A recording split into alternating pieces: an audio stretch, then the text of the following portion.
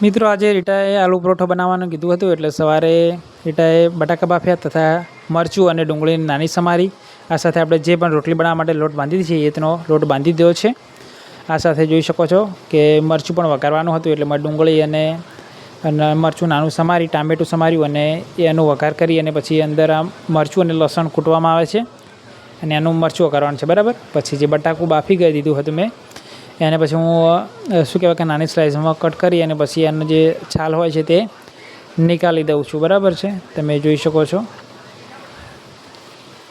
તો મિત્રો રીટાએ પહેલી વાર કોઈ દિવસ હજી સુધી આલુ પરોઠા બનાવ્યા નથી, બરાબર।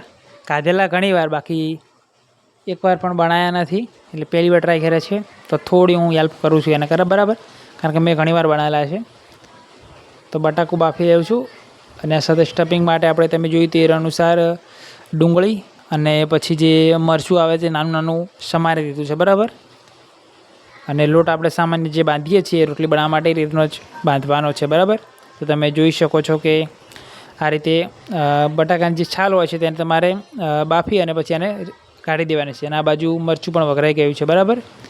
તો હવે આપણે જે બટાકા બાફ્યા હતા એને આપણે તમે ચમચીથી કે તો કોઈ આ રીતનું કોઈ એને પીસવા માટે કોઈ હોય તો આ રીતે તમે એને દબાઈ અને પીસી શકો છો, બરાબર, નાના નાના, કારણ કે રોટલી પછી શું થાય, તૂટી જાય છે આપણે બનાવતી વખતે।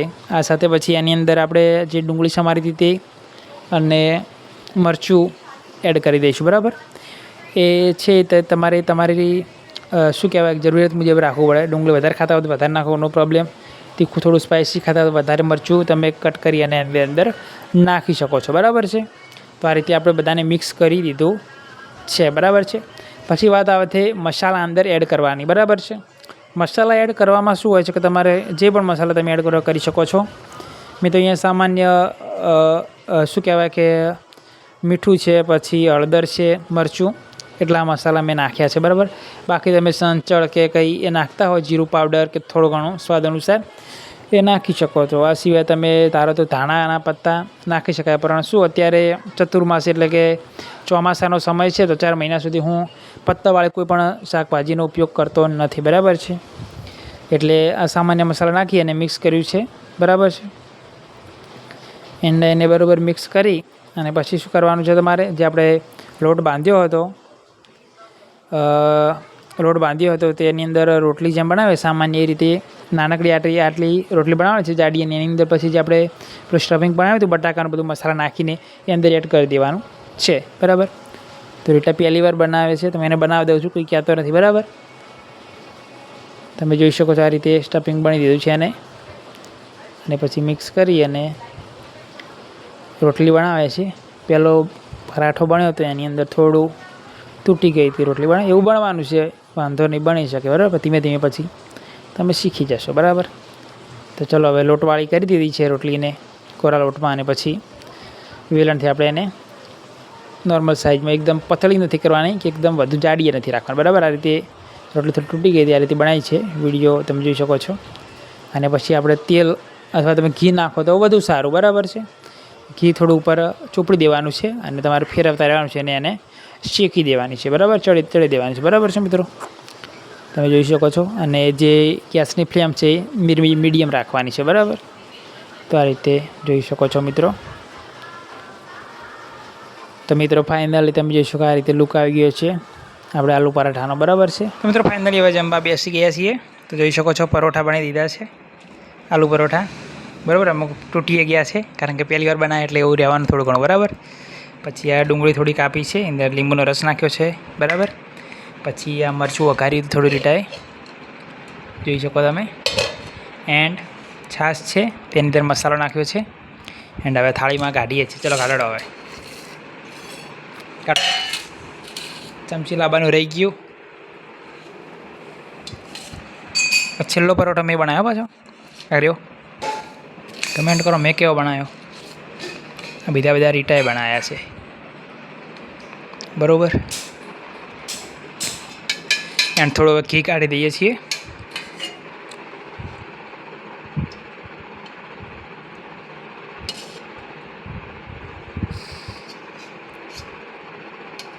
બસ, એની અંદર થોડું મરચું કાઢી દઈએ,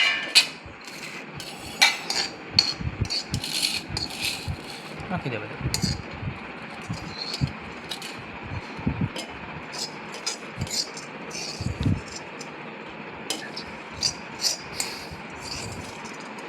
ઓકે, મરચું પેલું કર્યું છે અને મિક્સ કરી દીધું છે.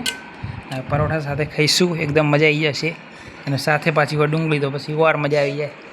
ચાલો આમાં ગ્લાસમાં આપણે છાશ કાઢી દો થોડી.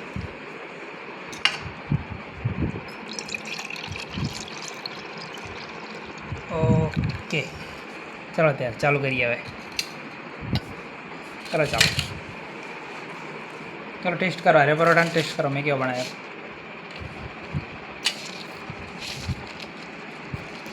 ના, ટેસ્ટ તો પોતાના પરોઠાનો જ કરવાનો, તૂટેલો ફૂટેલો.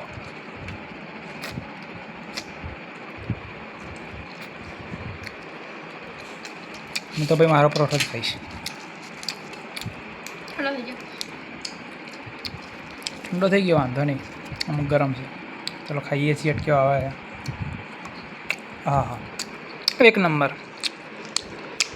સારું મિત્રો, તમે ચેનલ પર નવા હોય તો ચેનલને સબસ્ક્રાઈબ કરી દો. વિડીયો તમને ગમતો હોય તો લાઈક કરો એન્ડ કમેન્ટ કરો વિડીયો કેવો લાગ્યો. ત્યાં સુધી બાય બાય. ત્યાં સુધી અમે જમી લઈએ છીએ.